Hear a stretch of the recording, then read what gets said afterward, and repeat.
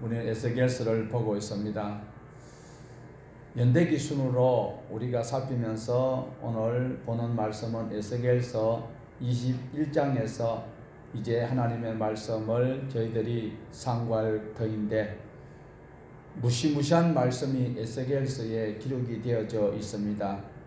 이 성경이 기록된 것은 약 2600년 전에 그들에게 하나님의 말씀이 전해졌는데, 지금 이 시대에도 너무나도 유사한 행동을 하고 있는 우리 한국 그리스도인이나 한국 백성이나 또 이스라엘 백성들, 유다 땅에 남아있던 자들이나 바벨론에 포로 갔던 자들의 생활이 비슷하다라는 말씀을 볼 수 있습니다. 그러므로 우리는 이 시대를 바라보고 이 성경에 나타난 이때의 하나님의 말씀이 에스겔 선지자를 통하여서 전해지는 이 말씀을 통하여서 바른 해석을 할 수 있기를 바랍니다. 우리 인생은 요행이 절대로 없다는 사실을 꼭 기억을 하셔야 됩니다. 우리가 지난 시간에 20장 45절에서 49절에 있는 비유를 우리가 읽었는데 자세하게 설명은 못 드렸지만 그 45절에서 49절의 그 비유를 오늘 우리가 읽었던 21장 1절에서 7절의 내용이 기록이 되어져 있습니다. 그 내용은 무엇인가 하니까 하나님께서 칼을 가지고 어떻게 하시겠답니까? 악인과 의인을 다 치겠다라고 말씀을 하고 있습니다. 흔히 말하는 죄를 범한 사람, 악한 사람을 원어로 라사라고 합니다. 그리고 의인을 체격하라고 하는데, 하나님께서는 악인과 의인을 칼로 다 치겠다라고 말씀을 하고 있는 이 에스겔서 21장 1절에서 7절에 있는 이 말씀을 통하여서 오늘 우리의 신앙의 태도는 어때야 되는지를 잘 기억을 하셔야 됩니다. 하나님께서는 에스겔서 21장과 21장에서 24장까지에서 하시는 말씀은 무시무시한 말씀을 하고 있습니다. 하나님께서 칼을 직접 가지고 산신령처럼 나타나는 것이 아니라 하나님이 칼을 빼시고 계신다는 이 표현이 바로 바벨론이라는 칼을 들어서 하나님께서 치시겠다라고 말씀합니다. 이스라엘 백성을 치는데 3분의 1은 불에, 3분의 1은 칼에, 3분의 1은 뿔뿔이 흩어지도록 만드신다는 이 말씀이 오늘 우리에게 주시는 메시지입니다. 왕궁과 성전은 불타고 시드기야 왕은 두 눈이 뽑혀서 바벨론으로 끌려가는 그 일이 끝나는 그런 안타까운 일이 일어난다라는 것을, 지금 일어나지 않는, 지금 곧 일어날 수밖에 없는 상황에 에스겔을 통하여서 하나님께서 메시지를 전달하고 있습니다. 이런 때라도 돌이켜서 하나님 앞에 붙잡는 삶을 살아야 생명을 부지할 수 있다라는 것입니다. 이스라엘 땅이 죄로 물들었을 때에 하나님께서는 꼭 주변 나라를 들어서 그들을 징벌을 하셨습니다. 그냥 하는 것이 아니고 꼭 선지자들을 통하여서 미리 기회를 주셨습니다. 그런데도 그들이 듣지 않고 있었을 때 하나님은 가차없이 그들을 징벌을 내렸습니다. 우리가 평소에 알고 있던 성경의 흐름을 기억을 하시면 좀 의아하게 느낄 수 있을 것입니다. 하나님은 악인은 징벌하시고 벌을 내리시고 의인은 보호하신다라는 것이 지금까지 성경 전체의 흐름이다라는 겁니다. 그런데 오늘 유독 하나님께서는 의인이나 악인이나 똑같이 칼로 치겠다라고 말씀을 하고 있습니다. 이 말씀은 어떤 말씀인가 하니까, 예를 들어서 가난한 예수 믿는 사람과 믿지 않는 사람의 같은 토지에 농사를 지었을 때 하나님께서는 악인의 밭에 비를 안 내리고 의인의 밭에만 비를 내리는 것이 아니라 동일하게 의인이나 악인이나 비를 내릴 수 있도록 하신 하나님께서 죄를 지었던 이스라엘 백성들 속에 의인도 포함되어 있지만 연대적인 책임을 하나님께서 물으시는 장면을 우리가 눈여겨보셔야 된다.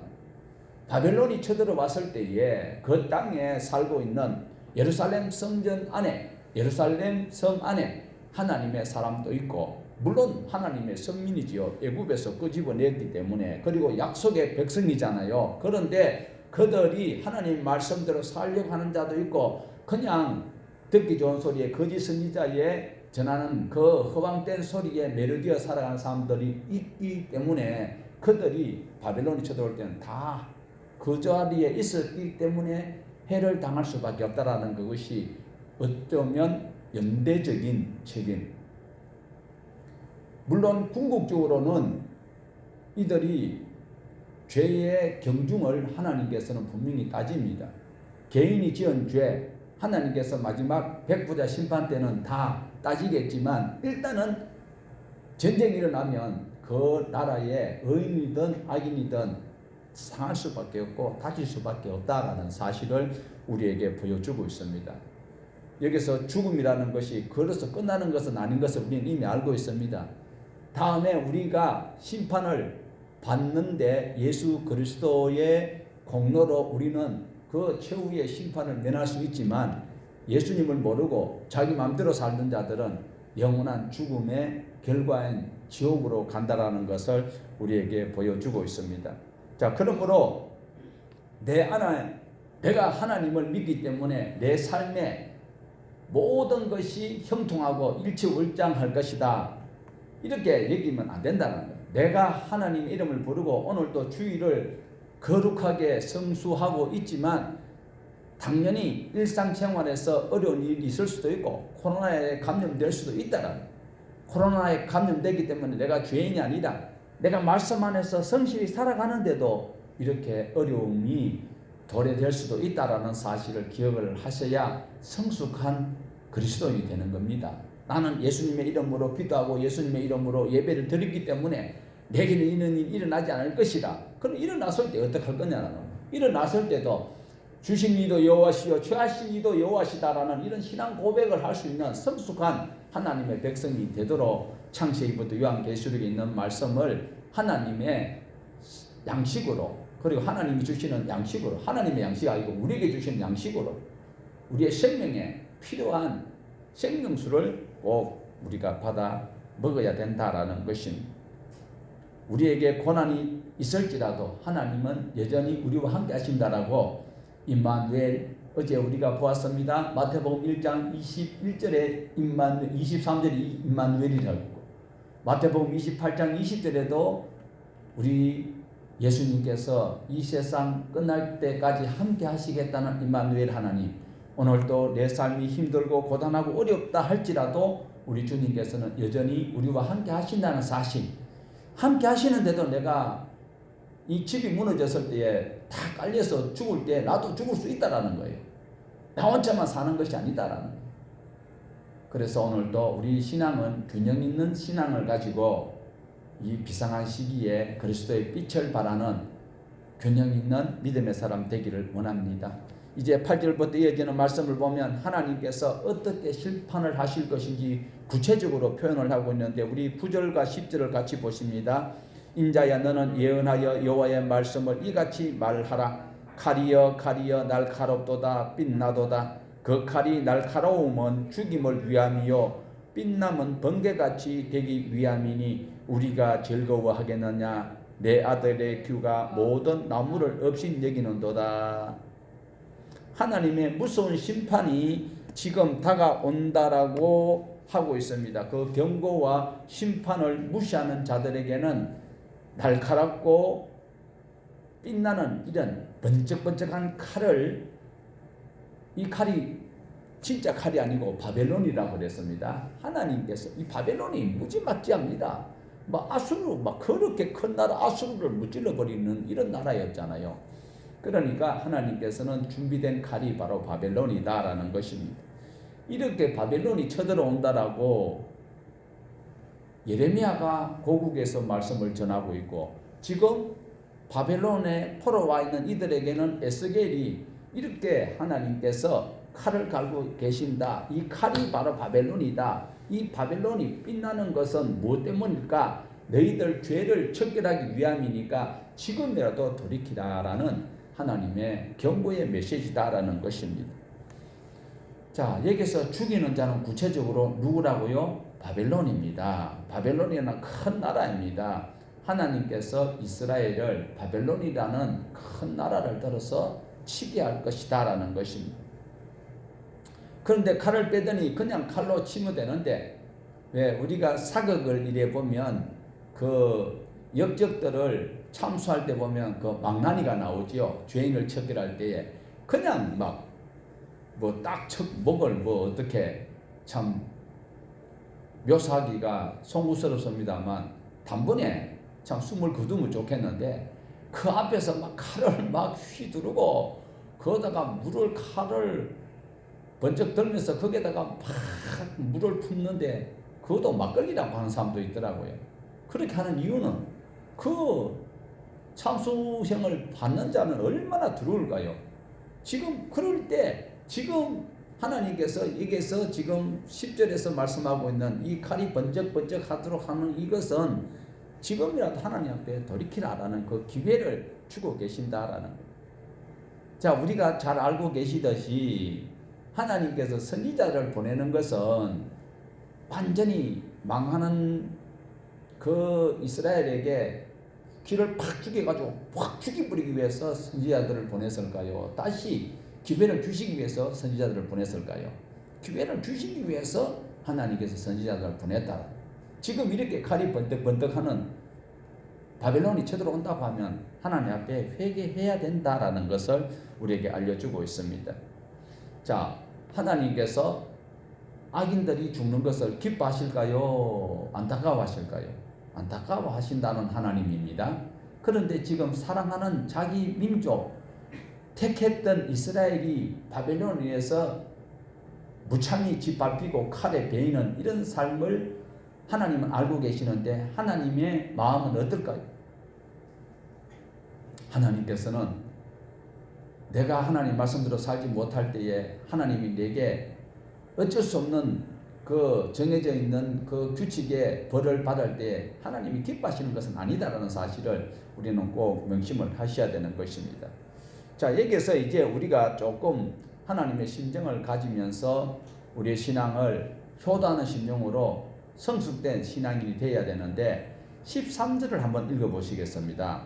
참 이해하기 어려운 말씀이 있는데, 이것이 시험이라 만일 업신여기는 규가 없어지면 어찌할까? 주 여호와의 말씀이니라. 자, 여기에서는 뭐 성경 해석학적인 문제도 있긴 있는데, 일단 기록되어 있는 문자대로 우리가 해석을 해 본다라면 21장을 다 읽어도 해석하기가 상당히 어렵습니다. 그런데 여기 보면 이것이 시험이라 시작되지요. 이 시험이라는 이것이 다른 의미로는 마지막 기회다. 그 마지막 주는 기회다. 그 우리가 어떻게 합니까? 누가 무슨 일을 했을 때에 실패를 했습니다. 그러면 그 실패한 것 때문에 그 사람과 거래가 종료가 돼야 되는데 다시 한번 기회를 주는 것이 여기서 말하는 시험이다라는 그런 용례로 쓰이고 있습니다. 이번이 마지막이다 이 소리지요. 그런데 지금 여기서 이것이 시험이라 만일 업신여기는 규가 없어지면 어찌할까? 주 여호와의 말씀이니라. 이 소리는 지금 하나님께서 바벨론을 들어서 이스라엘을 치겠다라는 이 말씀이 바로 무엇이냐면 이번이 마지막이다. 너희들 가지고 있는 거 가지고 뿌개면서 이래 살다가 나라가 없어지면 어떻게 하겠느냐. 네가 가지고 있는, 여기서 규라는 말은 전에 성경에는 홀이라고 나와 있어요. 이 홀이라는 이게 여러 가지 사용할 수 있는데 임금님이 가지고 지시하는 쥐봉일 수도 있는데, 지금 11절이나 12절에서 나타나고 있는 이 홀은 임금님이 가지는 것이 아니라 신하가 가지고 있는 것이랍니다. 이것이 어떤 내용인가 하니까 신하들이 임금님 앞에 가서 무술 발표 같은 걸 할 때에 뭐 이제 상소를 하고 뭐 이래 했을 때에 그 순서를 기록해 놓은 순서지라는 거지요. 그런데 뭐 여기서 이제 복잡하게 또 설명하려니까 시간이 좀 그런데, 일단은 우리 성경의 번역이 약간 아쉬운 부분이 있어서 그런데, 지금 여기서는 나타난 표현대로 13절을 해석을 한다면, 야, 나라가 망해버리는데 지금 마지막 기회다.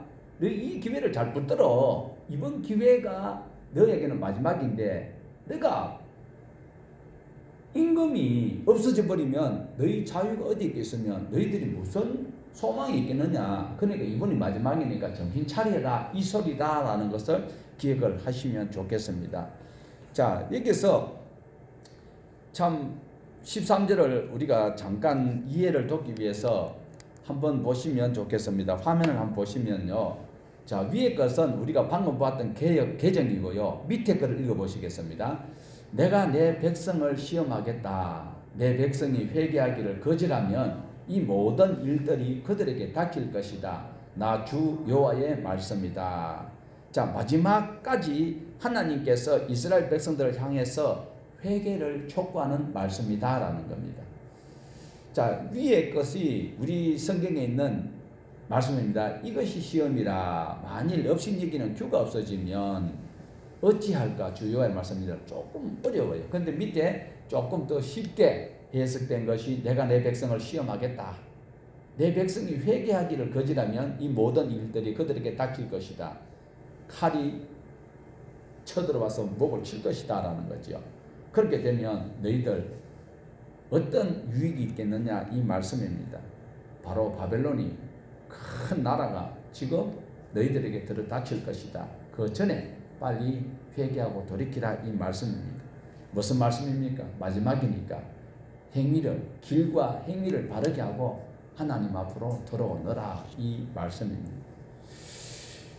다시 말씀하면 큰 칼을 번쩍번쩍 빛나는 잘 날이 써 있는 칼을 든 바벨론이 쳐들어간다라는 말씀입니다. 자, 18절부터 바벨론 군대가 이스라엘을 향하는 그 길을 자세하게 묘사하고 있습니다. 이스라엘뿐만 아니고 암몬까지 칠 것이다 라는 내용이 32절까지 기록되어 있는데 우리 19절 20절 같이 보십시다. 인자야 너는 바벨론 왕이 칼에 올 두 길을 한 땅에서 나오도록 그리되 곧 한 성으로 들어가는 길 여기에다가 길이 나뉘는 지시표를 하여 칼이 암몬 족속의 랍바에 이르는 길과 유다의 경관성 예루살렘에 이르는 길을 그리라. 바벨론 군대가 주변 나라를 치러 내려가는데 두 군대를 치겠다는 거죠. 두 길이 있는데 한 길은 암몬으로 가는 길이고 한 길은 하나님의 백성들이 사는 예루살렘으로 가는 그 길이다라는 것입니다. 그런데 이 바벨론 군대가 결정을 해야 되는데 이 결정한 모습을 에스겔이 지금 선포하는 것이 아니라 바벨론 군인들이 지금 그렇게 이야기를 하고 있다는 거예요. 그래서 21절까지 그 이야기를 쭉 하고 있는데 바벨론 군대들이 가면서 이들이 하는 행위가 있는데요. 그들은 선지자가 있는 것이 아니고 점을 친대요. 점을 쳐서 가는데 화살을 가지고 점을 치기도 하고 또 동물의 간을 가지고 점을 치기도 한다라고 합니다. 그런데 여기서 화살을 가지고 하는 것은 두 길이 있기 때문에 화살을 두 개를 가지고 한쪽에는 암몬, 한쪽에는 예루살렘 이래 가지고 이제 막 화살통에 넣어 가지고 막 흔든대요. 그런데 이 화살을 가지고 하는 방법이 두 가지가 있는데 그냥 보통 우리가 눈 감고 이래 가지고 제비 뽑듯이 뽑는 방법이 하나 있기도 하고 또 한편 다른 학자들은 어떻게 이야기하는 게 동일한 방법으로 화살을 두 개 넣고 막 흔들었을 때에 화살이 툭 튀어나오는 것이 이제 우선권인데 그것을 이래 보니까 이것은 예루살렘으로다. 그 다음에 남아있는 것은 암몬이다. 이러면 그것을 하나를 가지고 결정을 하는 것이 아니고 전쟁을 하러 갈 때에 그들이 제물을 끌고 간다는 거예요. 짐승을 끌고 가다가 자기 신에게 제사를 지내기 위해서 그 짐승을 죽여요. 그리고 쪼개서 간을 끄집어내서 간을 보고 그 간의 선명도나 이런 것을 가지고 화살을 가지고 뽑았던 것하고 대조해서 그래서 그들이 제사를 지내면서 짐승의 간을 가지고 이렇게 재판을 결정을 한다라는 것이 지금 21절에서 그 이하에 쭉 설명되고 있는 말씀이다라는 겁니다. 자, 그 정리 이야기를 에스겔이 하는 것이 아니라 그 군인들이 가면서 하는 그 일들이다라는 것을 말씀하고 있습니다. 자, 이런 이야기를 에스겔에게 하나님께서 자세하게 일러주시고 계십니다. 자, 이런 이야기를 에스겔이 혼자서 그렇구나, 참 은혜롭다, 이런 것이 아니로 이 말씀을 그 이스라엘 장로들에게 이야기를 하고 그리고 말씀을 선포합니다. 그러면 이스라엘 백성들은 이런 소리를 들으면 하나님께서 이렇게 우리를 심판하시는구나, 빨리 하나님 앞에 돌이켜야 되겠다, 이렇게 얘기해야 되는데 이들이 전혀 그런 반성하는 뉘우침이 없다라는 겁니다. 23절 한번 보십시다. 전에 그들에게 맹약한 자들은 그것을 거짓 정죄로 여길 것이나 바벨론 왕은 그 죄악을 기억하고 그 무리를 잡으리라. 여기에서 이 말씀은 무슨 소리냐면 지금 하나님의 직접적인 명령을 받았는지 안 받았는지 바벨론 왕은 잘 몰라. 어쨌든 그 심령을 하나님께서 바벨론을 들어서 사용하시는데, 바벨론의 왕은 지금 이스라엘 백성들이 이런 죄를 지었으니까 저를 쳐들어 가야 되겠다, 죽이러 가야 되겠다라고 지금 생각하고 있다라는 거예요. 그런데 여기 있던 자들은 어떤 자들이냐? 바벨론의 포로로 끌려온 자들이 하는 소리가, 전에 그 소리를 누가 했습니다. 누가요? 예레미야가 지금 항복 안 하면 바벨론에게 우리가 다 죽습니다, 이렇게 이야기했는 그것은 거짓 정죄라. 하나님께서 예레미야를 통하여서, 에스겔을 통해서 참 말씀으로 지금 너희들 회개하지 않으면 이렇게 어려운 일을 당한다라고 말씀을 하고 있는데도 그들이 하는 소리는 바벨론이 쳐들어오는 것은 바로 거짓 정죄다, 잘못된 정죄다, 그러니까 안심해라, 이렇게 이야기하는 자들 때문에 바벨론의 왕은 이놈들 괘씸하다 이래서 죽이러 가는 것이고, 거기에 있는 사람들은 이것이 하나님이 계시는 성전이기 때문에 어려움이 없고, 그리고 예레미야나 에스겔이 하는 소리는 거짓 정죄에 불과하다, 이렇게 얘기하고 있습니다. 그랬을 때에 피해는 누가 입을까요? 함께하고 있는 백성들입니다. 이런 일들이 생기면 어떻게 해야 될까요? 백성들이라도 바로 깨어야 되는 거예요.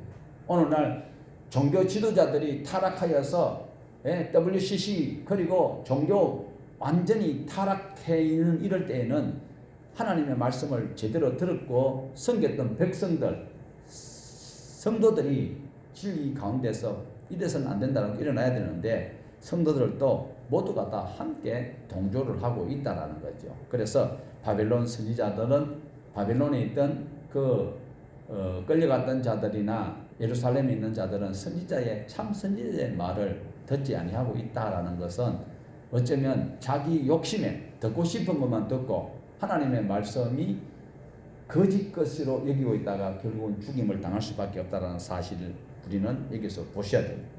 자, 27절까지가 바벨론 군대가 이스라엘 땅 예루살렘을 먼저 치고, 이어지는 28절부터 32절까지가 암몬이 이제 바벨론에 정복당하는 그것을 말씀하는데, 자, 22장 가서는 예루살렘이 무너질 수밖에 없는 이야기를 기록을 하고 있습니다. 자, 예루살렘이 왜 무너질까? 우리는 이미 수없이 들었습니다. 선지자들을 통하여서. 그렇지만 다시 한번 더 복습하는 의미로 22장 4절을 같이 한번 보십시다.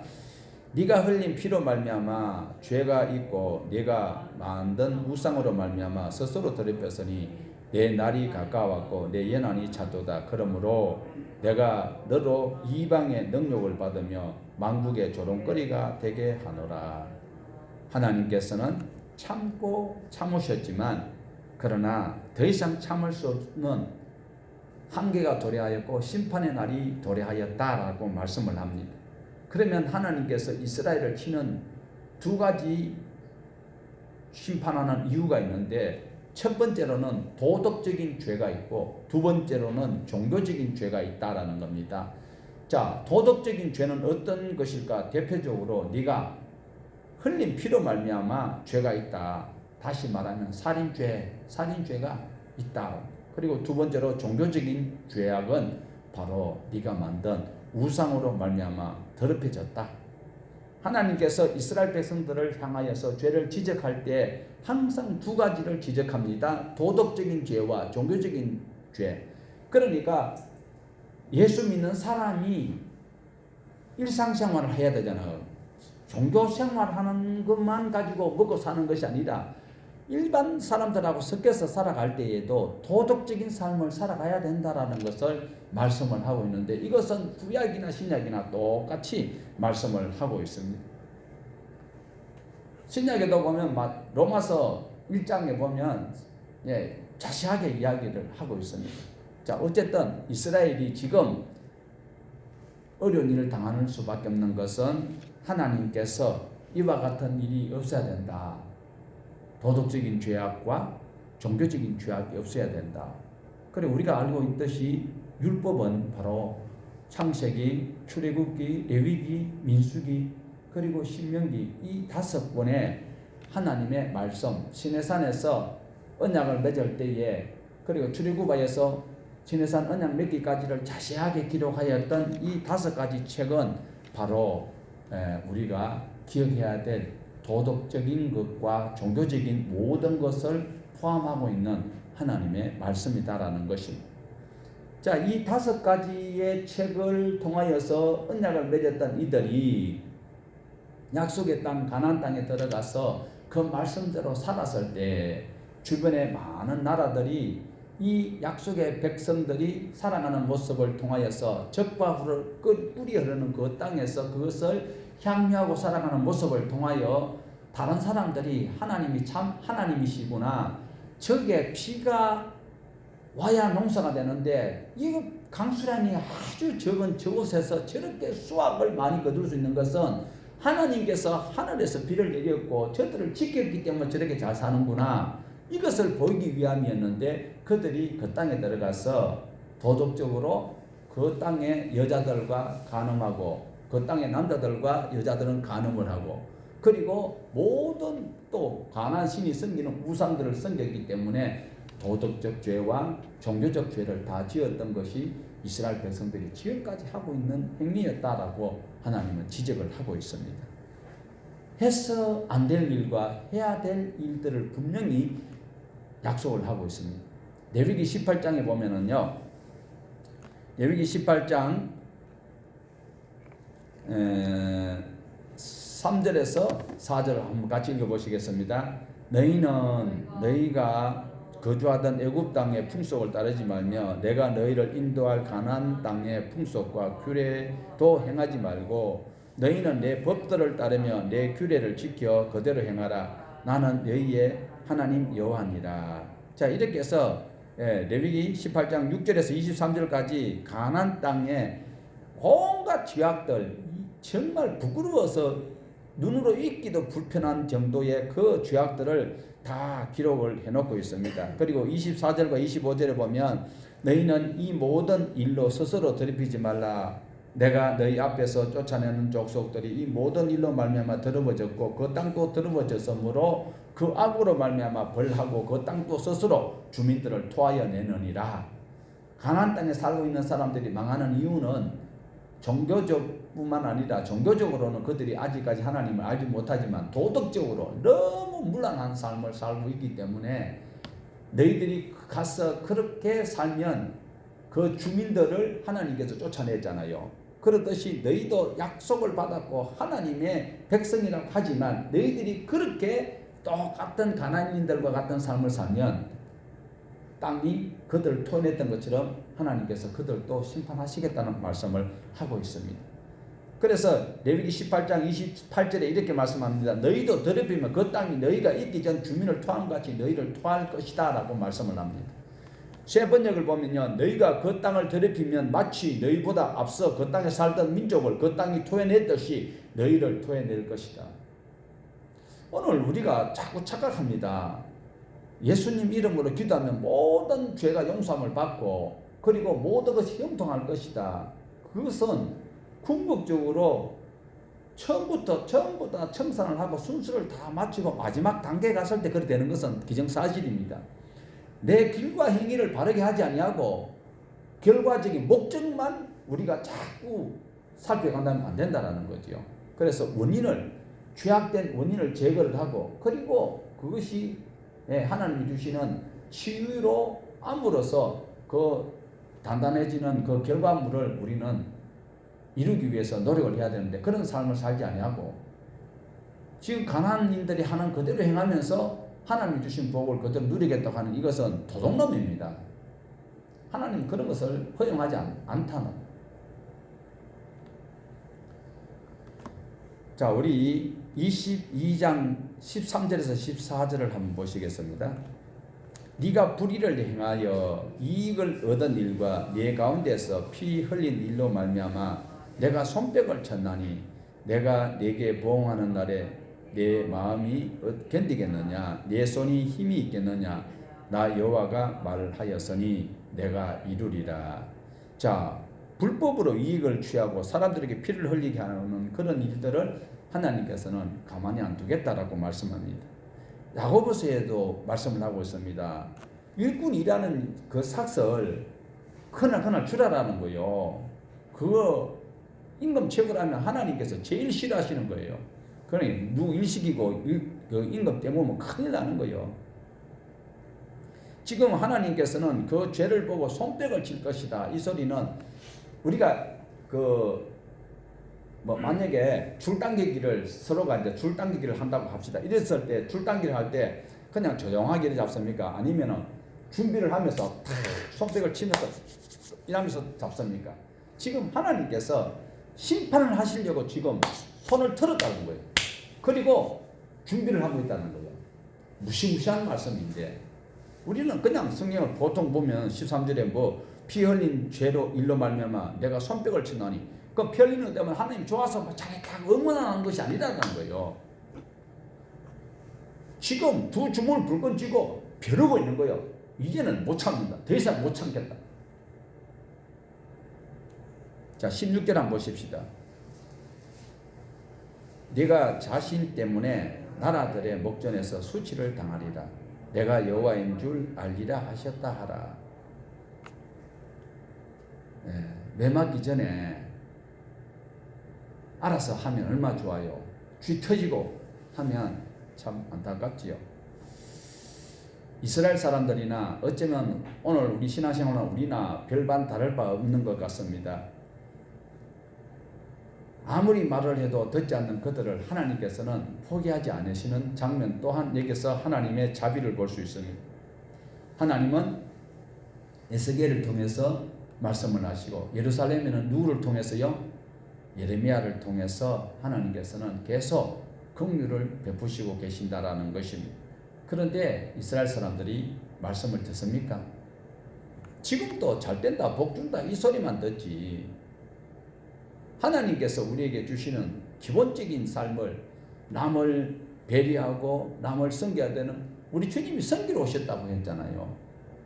그런데 우리는 섬김을 받으려고 하는 그런 하나님 앞에 여러분 솔직히 이야기해 봅시다. 하나님 앞에 받으려고 하고 있습니까? 하나님을 잘 섬기려고 기도합니까?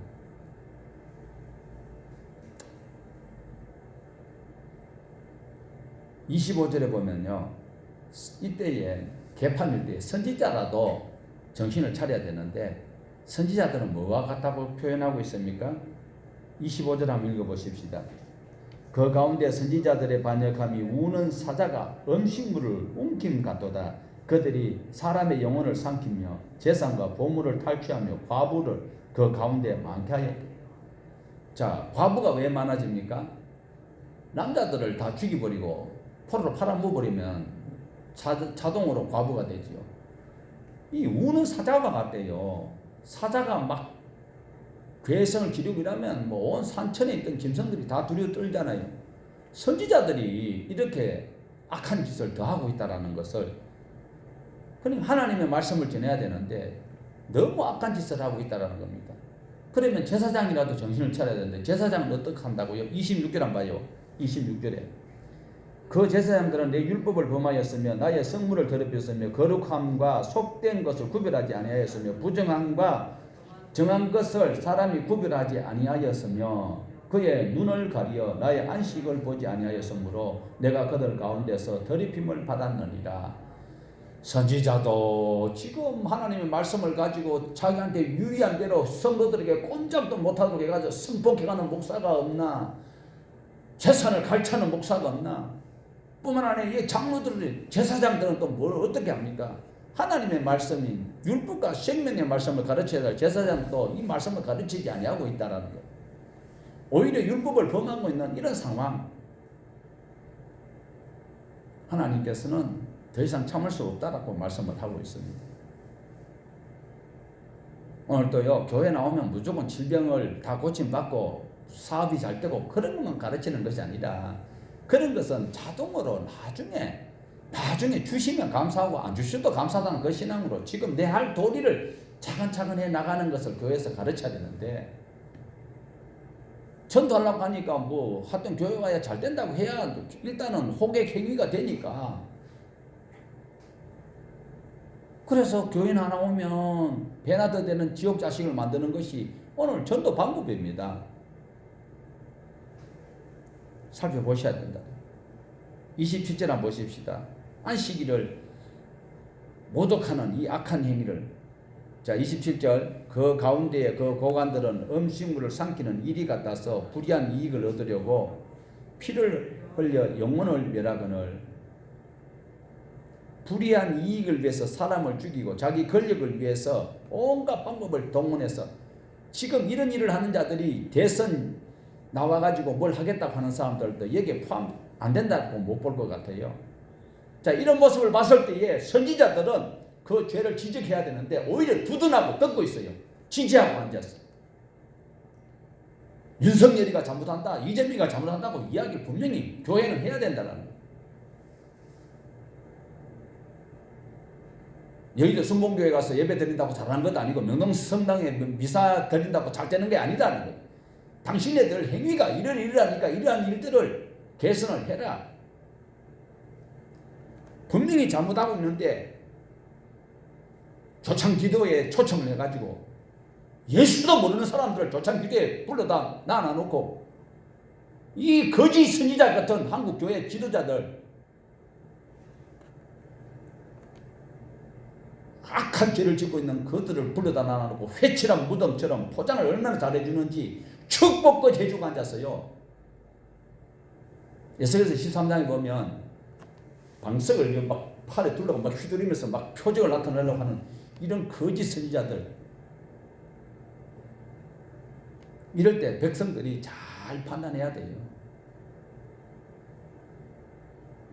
자, 30절에서 31절 한번 보십시다. 이 땅을 위하여 성을 쌓으며 성 무너진 데를 막아서서 나로 하여금 멸하지 못하게 할 사람을 내가 그 가운데서 찾다가 찾지 못하여 내가 내 분노를 그들 위에 쏟으며 내 진노의 불로 멸하여 그들 행위대로 그들의 머리에 보응하였느니라. 주 여호와의 말씀이니라. 하나님께서 예루살렘 치기 전에 어떤 마을을 이래 보았대요. 그랬을 때에 백성 중에서 내라도 이것을 하나님의 심판을 막도록 내가 좀 이렇게 해야 되겠다라고 올바로 살려고 하는 사람이 있는가 싶어 하나님이 찾아보았대요. 없어. 지난번에도 우리 보았던 말씀이지만 요시야 왕 때 요시야 왕이 므낫세와 자기 아버지 암몬이 지었던 죄를 철저하게 회개하면서 계획을 했습니다. 이럴 때 백성들이 안 따라와요. 청와대에 와가지고는 그렇지요 한 듯이 해놔놓고 바깥에 나가면 그 짓을 안 하는 거예요. 그랬을 때에 하나님이 하시는 말씀이 바로 예레미야서 5장 1절에 예루살렘 거리에 의인 한 명만 있어도 하나님께서 기회를 주시겠다고 했는데 예루살렘에 가보니까 있더라 없더라? 바로 지금 그 말씀이에요. 우리가 지금 읽었던 30절과 31절에도 하나님께서 나서서 내가 이 재앙을 막아보아야 되겠다라고 하나님 앞에 대표로 기도하는 사람도 없더라라는 거예요. 출애굽할 당시 어떻게 했습니까? 이스라엘 백성들이 모세가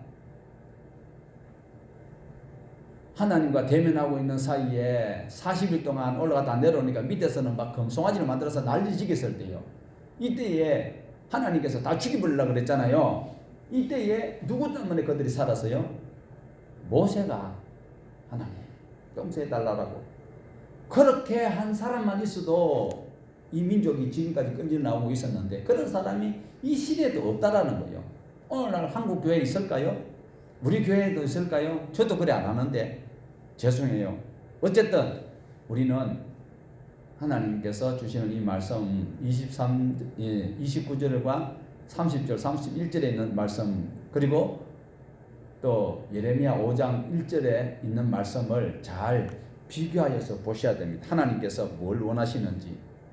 정말 예루살렘 거리로 빨리 다니면 넓은 거리에서 찾아보라. 알라, 너희가 만일 정의를 행하며 진리를 구하는 자 한 사람이라도 찾으면 내가 이 성읍을 용서하리라. 지금 나라가 지금 망하는 직전에 있는 이 예수겔 선지자가 선포하고 있는 이 말씀, 여기에도 나라를 위해서 걱정하는 인간이 한 사람도 없더라는 것을 말씀을 하고 있습니다. 사랑하는 여러분, 오늘 또 하나님께서 심판을 하셔야 되는데 미루고 있는 이유가 무엇일까요? 한 사람이라도 있을까? 대전시에도 여러 교회가 있지만 하나님의 말씀을 제대로 가르치는 교회가 있을까?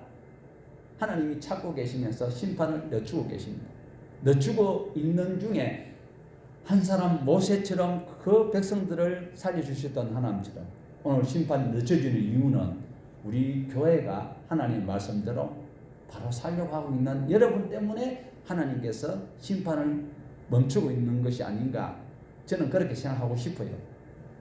그렇게 됐으면 참 좋겠는데 하나님의 심판을 막아설 수 있는 저와 여러분 되도록 하나님의 말씀을 좀 더 깊이 심사숙고하고 지키려고 애를 쓸 수 있는 우리가 되었으면 좋겠습니다. 그렇게 된다면 우리 가정이 안 무너지고요, 우리 직장이 완전히 무너지지는 않을 것입니다. 우리나라가 완전히 망하지는 않을 것입니다. 하나님이 찾으시는 한 사람, 그 한 사람이 우리 모두가 되기를 주님의 이름으로 축원을 드립니다. 하나님 아버지, 하나님께서 찾으시는 한 사람